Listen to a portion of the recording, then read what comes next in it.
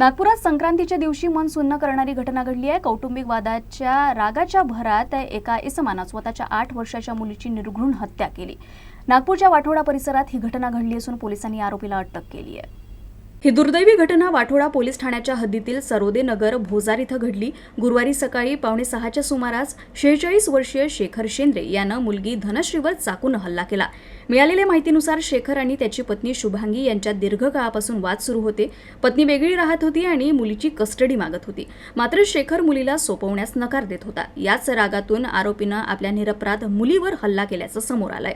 मुलीच्या किंकाळ्या ऐकून आजी कुसुमबाई आणि काका उमेश घटनास्थळी धावले। गंभीर जखमी अवस्थेत धनश्रीला तातडीनं वाठोडा पोलीस ठाण्यात नेण्यात आलं। पोलिसांनी त्वरित तिला मेडिकल रुग्णालयात दाखल केलं, मात्र उपचारादरम्यान डॉक्टरांनी तिला मृत घोषित केलं। या घटनेनंतर संपूर्ण परिसरात शोककळा पसरली असून या अमानुष घटनेनं नागरिक हादरून गेले आहे। आजी कुसुमबाई यांच्या तक्रारीवरून वाठोडा पोलीस ठाण्यात शेखर शेंद्रे याच्या विरोधात खुनाचा गुन्हा दाखल करण्यात आलाय। पोलिसांनी त्याला अटक केली असून या प्रकरणाचा सखोल तपास सुरू आहे।